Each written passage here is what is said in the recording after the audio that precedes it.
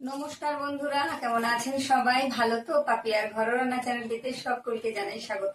চলে এসেছি আবারও একটা নতুন দুর্দান্ত স্বাদের রেসিপি নিয়ে। ভিডিওটা একদম স্কিপ করবেন না, তাহলে চলুন আমার সাথে থেকে পুরো ভিডিও দেখে নিন। আর চলুন, আমি প্রথমে এখানে 1 কাপ মাপের গোবিন্দভোগ চাল নিয়েছি। আর চালটাকে কিন্তু পরিষ্কার করে বেছে নিয়েছি, কাঁকড় বালি এগুলো বেছে নিয়েছি। আর পরিষ্কার একটা সুতির কাপড়ে চালটাকে খুব ভালো করে একটু মুছে নিয়েছি, কারণ চালটাকে আমি এখানে ধোবো না, ধোয়ার প্রয়োজন নেই। আর 1 কাপ গোবিন্দভোগ চাল নিয়েছি। দেখুন কত সুন্দর একটা রেসিপি তৈরি হয়। এবার কড়াই বসিয়েছি গ্যাসের ওপর, কড়াই গরম হলো। এবার আমি দিয়ে দিলাম 1 টেবিল চামচ মাপের গাওয়া ঘি। এটা গাওয়া ঘি দিয়েই করবেন, তবেই বেশি সুন্দর হবে। ঘিটা গলা পর্যন্ত আমি অপেক্ষা করব। ঘিটা ভালোভাবে গলে এলেই এর মধ্যে দিয়ে দেব আমি যে 1 কাপ গোবিন্দভোগ চালটা আমি বেছে পরিষ্কার করে রেখেছিলাম, সেটা দিয়ে দিলাম। এবার ভালো করে নাড়াচাড়া করতে থাকবো, সুন্দর করে এটা ভেজে নেব যতক্ষণ না পর্যন্ত চালটা একটু সাদা হয়ে আসছে আর ফুট ফুট ফুট ফুট করে আওয়াজ হচ্ছে, ততক্ষণ পর্যন্ত কিন্তু চালটা আমি খুব ভালোভাবে নেড়ে চেড়ে ভেজে নেব। এইভাবে যদি আপনারা বানিয়ে ফেলেন তাহলে দেখবেন সবাই প্রশংসা করবে আর দারুণ সুস্বাদু সুন্দর একটা পিঠা তৈরি হয়ে যাবে। চালটা দেখুন এই পর্যায়ে কিন্তু ভাজা হয়ে গেছে, সাদা সাদাও হয়ে এসেছে আর একদমই ফুটফুট ফুটফুট করে আওয়াজটা শুরু হয়ে গেছে। এবার এটাকে চলুন আমি নামিয়ে নিই। এখানে নামিয়ে নিয়েছি, দেখেই বুঝতে পারছেন যে চালের রঙটা কিন্তু একদম পাল্টে গেছে, পুরো আলাদা হয়ে গেছে। এইভাবে ভেজে নেবেন। এবার এটা ঠান্ডা হতে থাক। ততক্ষণ আমি একটা বাটি গ্যাসের ওপর বসিয়ে নিয়েছি। এবার একটা বাটি মাপের আমি 3 বাটি জল দিয়ে নেব। 1 বাটি দিলাম, আরও 2 বাটি জল আমি এখানে দিয়ে দিচ্ছি। আর এই বাটি মাপের আমি খেজুর গুড়ের পাটালি নিয়ে রেখেছি, একটু ভেঙে নিয়েছি, সেই পাটালি গুড়টাও এখানে দিয়ে দিলাম। এখন শীতের সময় খেজুর গুড়ের পাটালি কিন্তু আপনারা পেয়ে যাবেন। আর এই পাটালি গুড়ের শিরাটা আমি তৈরি করে নিচ্ছি। রস বা শিরা আপনারা যে নামে বলেন। এইভাবে একটু নাড়াচাড়া করে নেব আমি হাতা দিয়ে, যাতে গুড়গুলো খুব ভালোভাবে গলে যায়।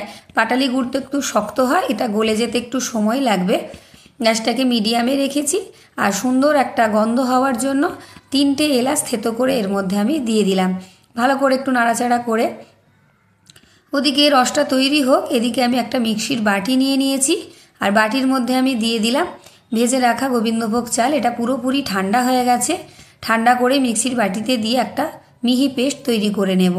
এদিকে দেখুন রসটা প্রায় কিন্তু আমার তৈরি হয়ে এসেছে, গুড়গুলো গলে গেছে আর রসটা বেশ একটু চিটচিটে ভাবও এসে গেছে।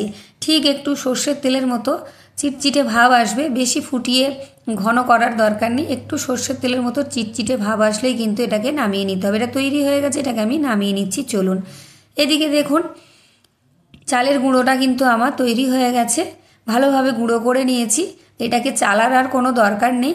দেখুন খুব ভালোভাবে গুঁড়ো হয়ে গেছে। আর এই রকম গুঁড়ো করলেই হবে, একদম মিহি গুঁড়ো কিন্তু হয়েছে, দেখতে বুঝতে পারছেন দেখেই। এবার চলুন, একটা কড়াই আমি গ্যাসের ওপর আবার বসিয়ে দিলাম। দিয়ে দিলাম আমি 1/2 টেবিল চামচ গাওয়া ঘি। আবারও একটু ঘি দিয়ে দিলাম। গাওয়া ঘিয়েই কিন্তু এই রেসিপিটা ভীষণ ভালো লাগবে।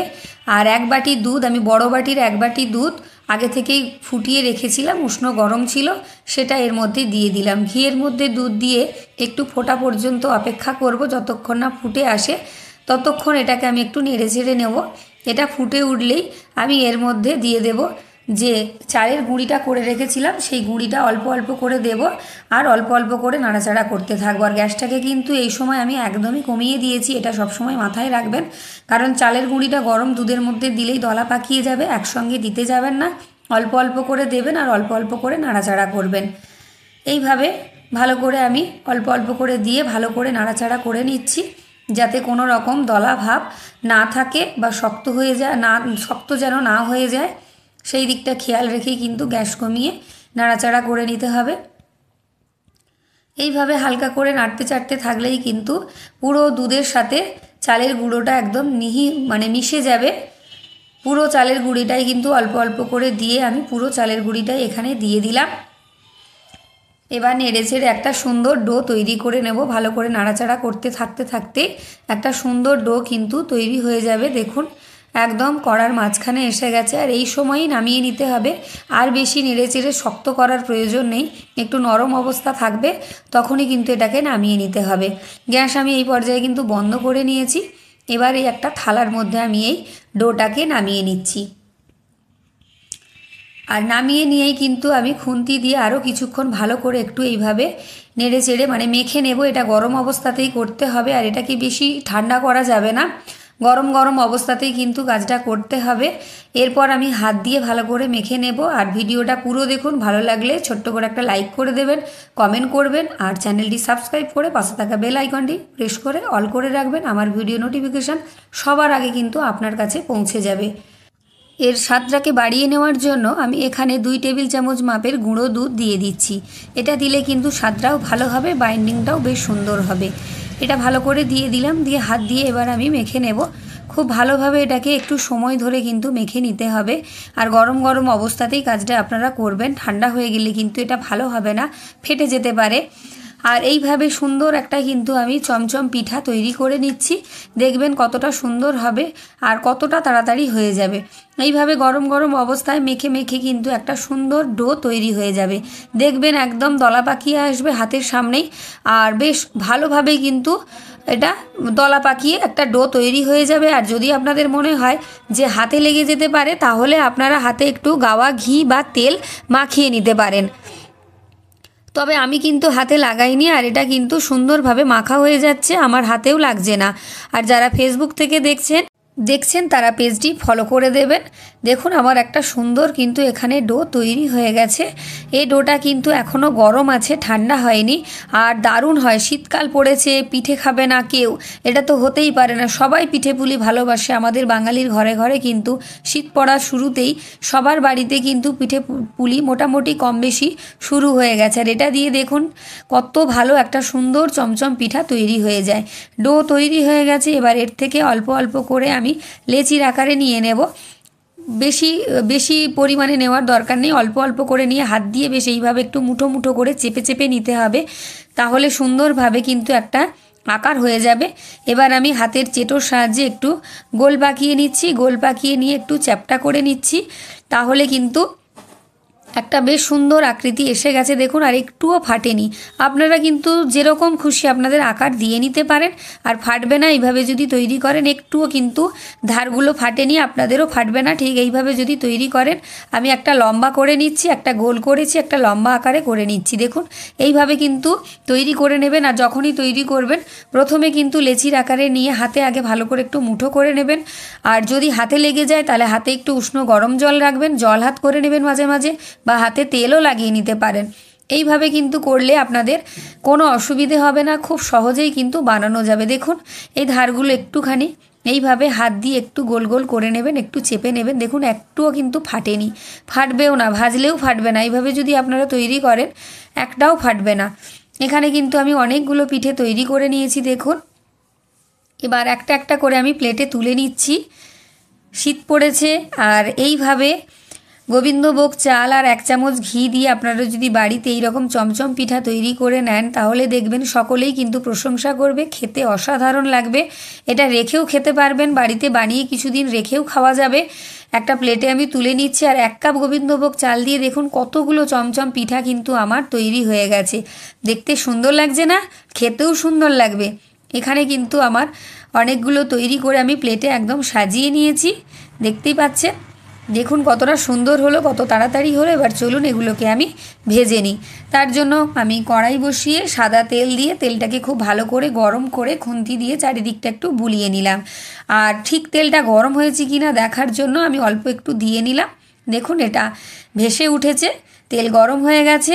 তেলটা প্রথমে ভালোভাবে হাই হিটে গরম করে নেবেন, তারপর মাঝারি আঁচে রেখে পিঠেগুলো ভেজে নেবেন। আমি এক এক করে দিয়েছি, এখানে 4টে দিয়েছি, 5টা দিয়েছি, 4-5টা দিয়ে অল্প অল্প করে এটা ভেজে নিতে হবে। আর পিঠেগুলো তেলের মধ্যে দিয়েই নাড়াচাড়া করতে যাবেন না, সেক্ষেত্রে চামচ বা খুন্তিতে লেগে যেতে পারে। একটু ভাজা হয়ে যাবার পর তারপর নাড়াচাড়া করবেন। আর তেলটাকে একদমই মিডিয়ামে বা কমিয়ে রেখে ভাজবেন, তাহলে ভেতরে কিন্তু কাঁচা থাকবে না, খুব ভালোভাবে ভেতরটা ওপরটা দুদিকটাই কিন্তু ভাজা হয়ে যাবে। এটাকে একটু লাল লাল করেই ভেজে নিতে হবে, একটু সময় ধরে ভেজে নিতে হবে। প্রথমের এই কটা যেগুলো দিয়েছিলাম সেগুলো ভাজা হয়ে গেছে, তুলে নিচ্ছি। এবার আরও কিছুটা আমি এর মধ্যে দিয়ে আপনাদের দেখিয়ে দিচ্ছি, চলুন। এখানে দেখুন আরও কয়েকটা দিয়ে দিয়েছি, একটু ভাজা হোক, তারপর নাড়াচাড়া করব, নাহলে কিন্তু খুন্তিতে বা চামচে লেগে যেতে পারে। এক পিঠটা ভাজা হয়ে যেতেই উল্টো পিঠটা আমি নেড়ে চেড়ে উল্টে পাল্টে ভালো করে ভেজে নিচ্ছি। দেখুন ভালো করে একটু লাল লাল করে ভাজবেন, এটা মচমচে হবে, ভীষণ সুন্দর হবে। এর মধ্যে যদি আপনারা চিনি দিয়ে মানে গুঁড়ো চিনি দিয়ে মাখার সময় মেখে ভেজে খান, তাহলে কিন্তু বেশ মচমচে লাগবে এটা ভাজা খেতে। এবার আমি যে রসটা তৈরি করে রেখেছিলাম সেটা ঠান্ডা হয়ে গেছে, সেটা আমি আরেকটু গ্যাসে বসিয়ে দিলাম গরম করে নেব বলে। আর এখানে সমস্ত চমচম পিঠাগুলোই কিন্তু আমার খুব ভালোভাবে ভাজা হয়ে গেছে, দেখুন একটু কড়া কড়া করেই আমি ভেজে নিয়েছি, এতে ভালোভাবে পিঠাটা খেতে। এবার এক এক করে রসের মধ্যে আমি দেব, রসটা কিন্তু এখানে গরম হয়ে গেছে, দেখুন ধোঁয়া উঠছে, গ্যাস বন্ধ করে দিয়েছি। এবারে পিঠেগুলো এক এক করে দিয়ে আমি একটু রসের মধ্যে কিন্তু উল্টে পাল্টে ডুবিয়ে ভিজিয়ে রাখবো। আর রসের মধ্যে দিতেই কিন্তু পিঠেগুলো সব ভেসে উঠেছে, দেখুন দারুণ হবে, দারুণ হবে। একবার বাড়িতে যদি বানান। আমার ঠান্ডা লেগেছে তাই গলার আওয়াজটা একটু অন্যরকম লাগছে, প্লিজ বন্ধুরা আপনারা কেউ কিছু মনে করবেন না, ভালোবেসে দেখে নিন। আমি জানি আমার বন্ধুরা সবাই ভালোবেসেই আমার ভিডিওটা দেখবে। রসের মধ্যে কিছুক্ষণ এখানে আমি ভিজিয়ে রেখেছি, এরপর কিন্তু আমি তুলে নেব। ভিজে যেতেই দেখুন পিঠেগুলো কিন্তু ফুলে উঠেছে, ভেতরে রস ঢুকে গিয়ে কিন্তু রসে টইটম্বুর হয়ে যাবে আর পিঠেগুলো নরম হয়ে যাবে, খেতে ভীষণ ভালো লাগবে। এইভাবে আপনারা কিন্তু বাড়িতে বানিয়ে নেবেন, ছোট বড় সকলের ভীষণ সুন্দর লাগবে। একটা প্লেটে আমি তুলে নিয়েছি, দেখুন কত ভালো লাগছে, পিঠেগুলো কিন্তু একদম রসে ফুলে উঠেছে। একটা কেটে দেখাচ্ছি, দেখুন দেখুন ভেতরে কিন্তু রস ঢুকে গেছে আর কতটা নরম হয়েছে, দেখুন অল্প চাপ দিতেই কিন্তু কাটা হয়ে গেল। তাহলে দেখা হচ্ছে আবার একটা নতুন ভিডিও নিয়ে, ততক্ষণ আমার পাশে থাকুন, সাথে থাকুন। সবাইকে টাটা। আমার ভিডিও যারা এতক্ষণ দেখলেন তাদেরকে অসংখ্য অসংখ্য ধন্যবাদ। তাহলে টাটা বন্ধুরা, আবার অন্য একটা ভিডিও নিয়ে অন্য কোনো দিন আপনাদের সাথে দেখা হচ্ছে। সকলকে অসংখ্য ধন্যবাদ।